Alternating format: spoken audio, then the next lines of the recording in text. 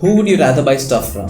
A brand you don't connect with or a person you do? Welcome to Book Club, an ongoing series where I distill high-impact books that have left an impression on me. This week, I chose The End of Marketing, a book by Carlos Gil. After all, I started working as a creator, so I thought now would be a good time to relate to this book. And I wasn't wrong. As always, if you want to buy a copy of the book for yourself or to gift it to somebody you know will like it, you can always get it from the link I've put in the description below. So, social media has made it easier for brands to connect with customers. But people have a natural aversion to being sold to by faceless, impersonal brands that are clearly hanging out on Twitter only to make a profit. And so Gil argues that it's important to understand how to harness the power of social media the right way. According to him, the solution is to be more human. Social media will only help you if you're sociable, relatable, and not too explicit about your desperate desire for sales. The book talks about a more indirect approach to selling your products that will give you more sales in the long run. So let's try to understand this book idea by idea. Marketing is everywhere. Turn on the TV, browse the internet.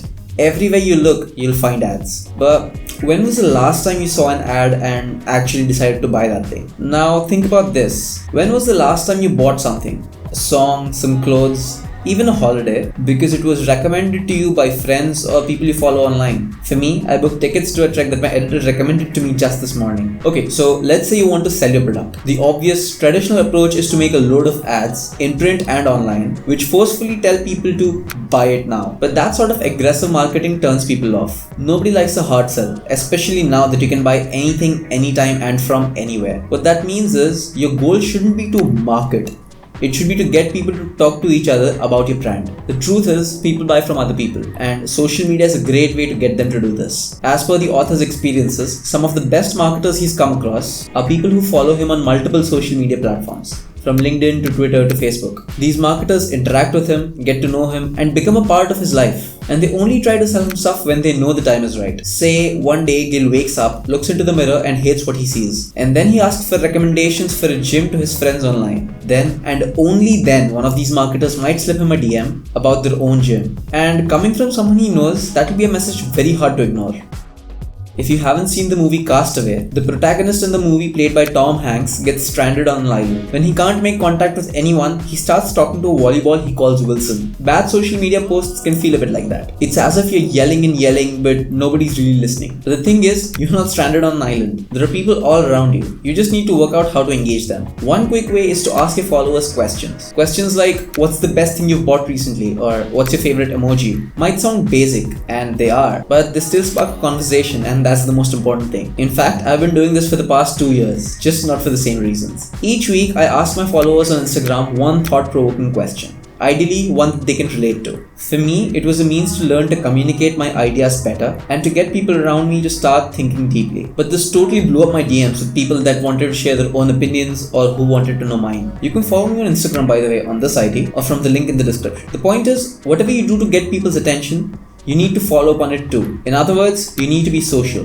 That means not signing off after you post, but rather checking back and engaging with people's replies to you, thanking them for responding and answering their questions. You can also set up group chats for people you know appreciate your work. These are called engagement pods. This ensures that your post circulates widely. Plus, getting early interactions will make the social network's algorithms think that your post is popular, which will further boost its reach.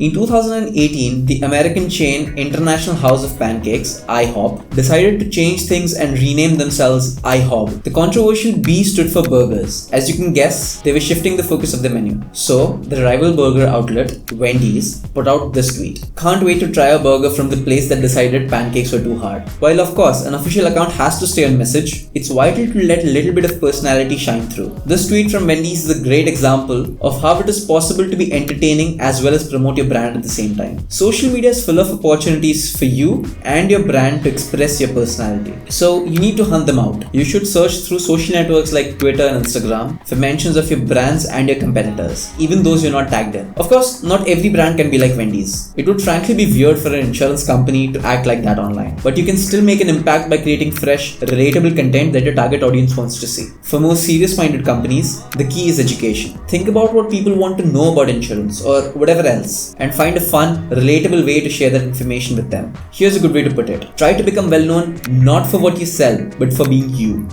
you'll find that a lot of brands have budgets allocated to buy likes and followers. Essentially, it's cheating, but there's a bigger problem with this tactic. Basically, if you simply purchase a bucket load of likes, those users won't actually be interested in your product, so they won't engage. The classic example of a vanity metric is a follower count. A high count looks great on a PowerPoint slide and might be enough to convince your colleagues that your social campaigns are going well. And that's why many people cheat to get high follower counts with ease. But as a strategy to grow your actual brand, this is useless. Of course, metrics are important to keep track of how you're doing, but you should only worry about the right ones. Engagement is a far more valuable metric than, say, follower count. Let's take a moment to talk about Kim Kardashian East. Wait, what? But you said she's no longer West? Oh, I'll have to change my script then. Despite her incredible wealth and fame, Kim has an online image that shows her as a real, even normal person. First, she makes her fans feel like they really know her. That is, by sharing content from her day-to-day life. These posts won't sell anything at all. But then, only every so often, she'll put out a post promoting her product, like her lipstick. And when she does that, she'll use real people, usually herself or her family, and she'll put out a limited time offer on it, creating a sense of exclusivity. To many, these advertisements may even feel like the successful friend recommending them something. That said, Gil is wary about influencers in general. Better than influencers, he says, are ambassadors. People who look and sound like your target buyers and authentically understand the value of your product. These people can then effectively become company spokespeople. Make no mistake, social media is here to stay. Individual social networks, meanwhile, come and go. So it's worth watching out for emerging platforms like Twitch and Reddit too, even though it's been around for ages. These platforms may all play a big role as the target audience shifts from millennials to Gen Z. Of course, each platform requires its own type of content and its own particular tactics for success. But some points hold true for good social media practice in general. Most importantly, no brand should lose sight of the fact that people use social media for fun. In other words, to relax and of course to socialize. And that's why your brand needs to be as human as possible. Traditional marketing may be dead, but your brand doesn't have to be. Humanize your brand, so no matter what the future holds, your brand can still be a part of it.